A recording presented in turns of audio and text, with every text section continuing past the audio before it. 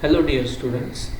Today we are going to discuss the concept algebra of statements in the topic mathematical logic. So let's begin. Before that, we will see the relationship between logic and set theory so that we can easily understand the concept of algebra of statements. Okay, so let us see the relationship.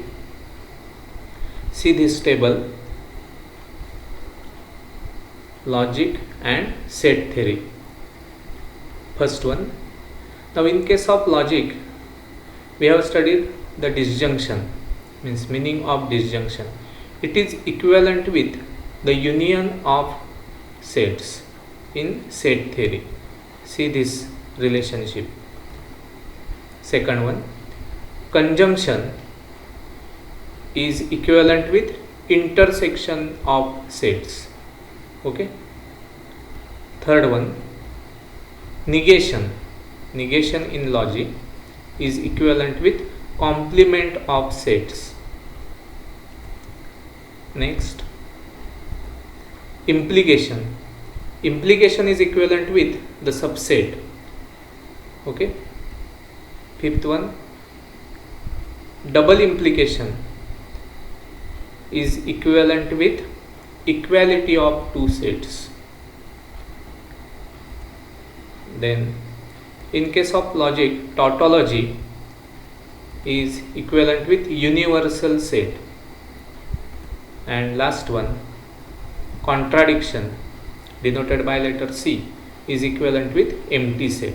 So see the relationship between logic and set theory. We all know about union, intersection, complement, subset, equality between two sets, universal set and empty set. If you compare this set theory with the logic, then you can understand the relationship between logic and set theory. Now this is very important relationship to understand the concept of algebra of statements. So let us see the algebra of statements. Now in this concept we have to study some standard logical equivalence which are called as laws of logic. Okay, so we compare all the laws with the rules in the set theory. So comparatively we will study this. So see this table. Number 1. Now we all know that A union A is equal to A. A is any set. Then we know that A union A is equal to A. Similarly, A intersection A is also equal to A. Now in case of logic, here if we take one statement, then P or P is equivalent with P. R means union, remember. So P or P is equivalent with P. This is called as idempotent law. Okay, in case of this it will be P and P is equivalent with P. Okay, by truth table also you can verify this or see the equivalence, but here we compare this with this theory in set. Okay, now come to the second law. Now in case of set theory, we know that A union B union C, means in bracket it is B union C, it is equal to A union B union C, bracket is here A union B or A union B.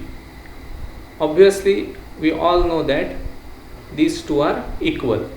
Okay, similarly here A intersection B intersection C, means if you take the bracket, means if you solve this first and then we take the intersection with A, it's same as if you take first intersection between AB and then intersection with C.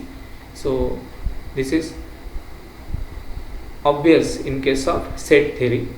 Now come to the logic. Then as we know that union means disjunction, so we get the law P or in bracket Q or R is equivalent with P or Q or R, or it can be also written as P or Q or R. Okay, and this is called as associative law. Remember, associative law. Similarly, here in this case, see here, it is P and Q and R is equivalent with P and Q and R. Bracket is in first, here it is the bracket Q and R, and you can change that bracket to here P and Q and R, or simply written as P and Q and R. So these two are called as associative laws. So remember. Next, now we know that A union B is same as B union A. Okay, similarly A intersection B is also same as B intersection A. Okay, now if you compare this with the logic, then we get P or Q is same as Q or P. This is called as commutative law. Here also P and Q is equivalent with Q and P. So both the laws are called as commutative laws. Remember this. Fourth one, in case of set theory, we know that A union in bracket B intersection C. See here carefully. A union in bracket B intersection C is equal to A union B intersection A union C. Okay. Now here A intersection B union C can be written as A intersection B union A intersection C. Now if you compare this with the logic, then we get the law, that is P or in bracket Q and R is equivalent with P or Q and in bracket P or R. Compare this with this. Okay. Similarly, and this law is called as distributive law. Here you can compare, then you will get another law. P and Q or R is equivalent with P and Q or P and R. So both these are called as distributive law. Okay, see the comparison here. So this is very important law. Remember. Now come to the next. See here. A union empty set means union of a set and empty set. It is equal to A. Okay. See in case of set theory. Here A union universal set is equal to universal set. Okay. Similarly here in this case A intersection empty set means A intersection phi is equal to phi means empty set. You will get the empty set only, intersection. See here. Similarly A intersection universal set, you will get A. So see all these four rules in set theory. A union empty set is A. A union universal set is universal set, and here A intersection empty set is empty set, and A intersection universal set is equal to A. Now if we compare this with the logic, then what will you get? P or C contradiction is equivalent with empty set. So P or C gives P, or P or T gives T. Tautology is equivalent with universal set. So P or T is equivalent with T, called as identity law. Here in this case P and C is equivalent with C, and P and T is equivalent with P. So this is very important. if you compare with the set theory. So P and C is equal to C, and P and T is equivalent with P. Remember, as a identity laws. Okay. Next, number 6. We all know that A union A dash is equal to universal set. A dash is complement of A. So A union A dash is equal to universal set. Similarly here, A intersection A dash is empty set. Okay, means phi. So if we compare this, then we get the law that P or negation P is always true. P or negation P is always true. Negation means complement and tautology means universal set. Okay. Similarly here, P and negation P is C. As if you compare with this, then A intersection A dash is empty set. Empty set is equivalent with contradiction. Both the laws are called as complement laws. Okay, so remember this. Number 7. See here, A dash dash is equal to A. A dash means complement of A, and if you take again the complement of same, then you will get same set. Now what about set theory? See here, negation of negation P is equivalent with P. We know this, and this law is called as involution law. Remember the name, involution law.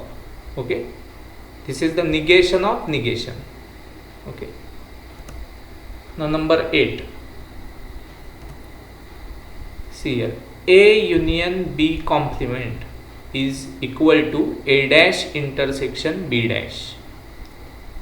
Similarly, A intersection B dash is equal to A dash union B dash. These are called as De Morgan's law, and we know that in logic also we have De Morgan's law like this. Negation of P or Q is equivalent with negation P and negation Q, called as De Morgan's law. See here, compare this. Negation means complement, and means intersection. Okay, so these are the De Morgan's laws. And last one, see, P implies Q is equivalent with negation Q implies negation P. Now what is negation Q implies negation P? It is the contrapositive of this implication, and we all know that the implication is equivalent with, logically equivalent with the contrapositive. Okay, so this law is called as contrapositive law. So all these laws are very important to simplify the statement pattern or to prove the logical equivalence. Okay, so remember this and compare it with the set theory, then you can understand this easily. Otherwise you can use the truth table to get the equivalence, as like already we have proved the De Morgan's law or contrapositive law. All laws can be proved by using truth table. Okay, so we will solve some examples related with this concept. Okay, now question is, without using truth table, show that. We have to show this logical equivalence. See here, P or in bracket Q and negation Q is equivalent with P. Okay, here strictly it is given that without using truth table we have to show this equivalence. That means we have to use the laws of algebra of statements. Okay, now we will take LHS first. See here in answer, take LHS, that is P or in bracket Q and negation Q. Okay, now if you observe this statement pattern, then think about that which law is applicable here. Okay, now if you observe this bracket, then there is Q and negation Q. So the complement law is applicable here. Okay, so if you know the complement law, then the next step will be P or C. See, Q and negation Q is equal to C, contradiction. Okay, that is called as complement law. So by complement law we get this. Now what will be the next step? See, we get the step P or C. If you get this step, then here identity law is applicable, by which, if you remember that, then P or C is always equal to P by identity law. So here we take the LHS, and by proper use of the laws of algebra of statements, we get this step, and this is nothing but the RHS. Okay, so hence we get the logical equivalence between this statement pattern and this. Okay, remember this, how to solve without using truth table.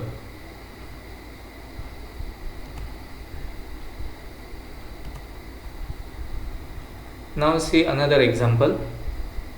Here it is given that negation of P or Q, or in another bracket, negation P and Q is equivalent with negation P.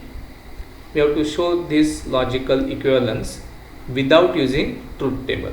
Okay, so first of all we will take LHS. It is negation of P or Q, or negation P and Q. Now observe this carefully and think about that which law is applicable here. Now if you observe this bracket, then it is negation of P or Q. So we will get the next step if you use the De Morgan's law. So if you observe this, then you can understand the De Morgan's law is applicable.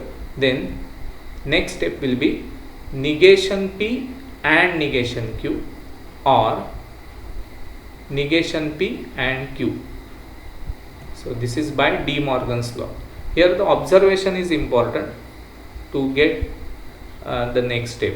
Okay, so first of all think which law is applicable here, then you will get this step by De Morgan's law.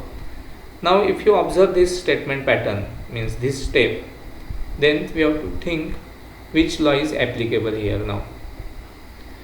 Now see this bracket and this bracket. Algebraically, here negation P and is common. See, negation P and, here also negation P and, it's common part.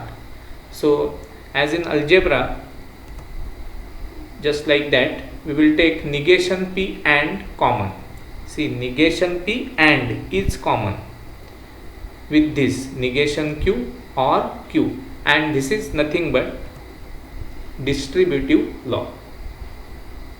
So think like this, negation P and is common here.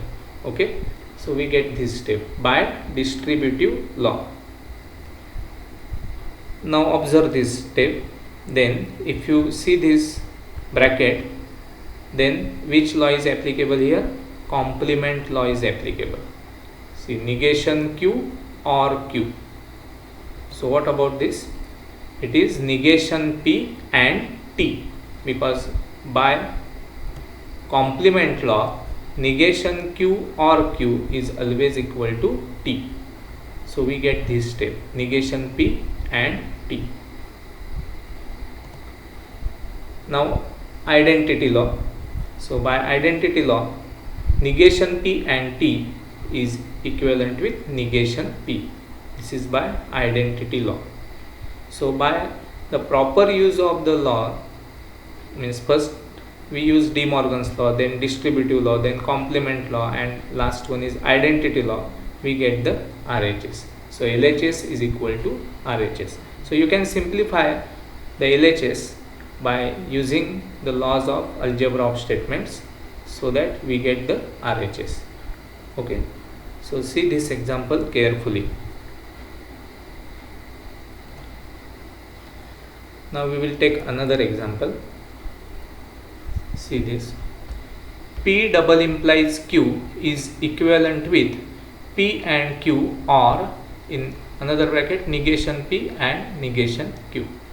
Again, by same technique, by taking LHS first, we will try to solve this. Okay, so P double implies Q. Now if you think about this, then we know the meaning of double implication. P double implies Q. First of all, we know that it is equivalent with P implies Q and Q implies P.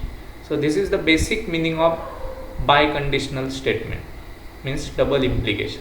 So first of all, use that here. Now we know the meaning of P implies Q. So if you use that, then P implies Q is equivalent with negation P or Q. See here. Then and as it is, again if we apply for this Q implies P, then it is negation Q or P. Okay, so see here, implication. Now if you think about this, now in this bracket and in this bracket there is no any common part. As said earlier, in this bracket and in this bracket there is no any common part. But if you think that this is a single statement and is there, and in another bracket negation Q or P, then distributive law is applicable, and by distributive law we can write negation P or Q and negation Q, or negation P or Q and P. This is by distributive law. See how we use the distributive law here carefully. See, if you think that common part between this bracket and this bracket, then there is no any common part. Then if there is no any common part, then take this as a single statement, this whole statement pattern as a single statement. This single statement, then and is there, and in another bracket there is or. So the distributive law is applicable. So how will you use the distributive law? Like this. So in first square bracket we apply this to negation Q and then with P. So we get two square brackets by distributive law. Now think about this first square bracket, and here it is or, here it is and. So again the distributive law for only this first square bracket is applicable, and here also the distributive law is applicable. So for each square bracket if you use the distributive law, then we get this step. See here, negation Q with this negation P. So negation P and negation Q, or Q and negation Q. Only see this square bracket and use the distributive law. Now this or as it is, again here use distributive law, then it gives negation P and P or Q and P, like this. See, by distributive law again. So this step and this step is very, very important. Okay, try to understand this carefully. Now what will be the next step? See whole step here and think about which law is applicable here. Okay, now see this bracket Q and negation Q, or see this bracket negation P and P. So here complement law is applicable, so by which we get this step. Other part remain as it is. See here, negation P and negation Q, or C, this or as it is. Here negation P and P is also C, or this part as it is.